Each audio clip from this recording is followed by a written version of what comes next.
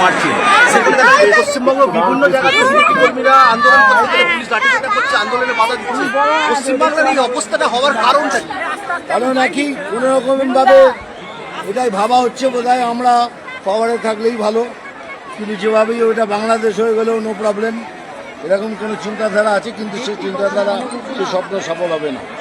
আমাদের মতো কিছু লোক আছে যারা লাস্ট রক্তবিন্দু মরে যাবে পশ্চিমবাংলাতে, বাংলাদেশ হতে দেবে। গতকালই তো দেখলাম যে হিন্দুরা কলকাতায় যে আন্দোলন আজকে করছে, দেখুন হিন্দু জাগরণ মঞ্চের লোকেরা প্রতিবাদ করেছে, তাদের পুলিশের অ্যাটাক করেছে, তাদের এটা কি হচ্ছে? এই বাংলা কি আমরা দেখেছি? এই বাংলা কি আমরা চাই? এটাই কি আমাদের সোনার বাংলা?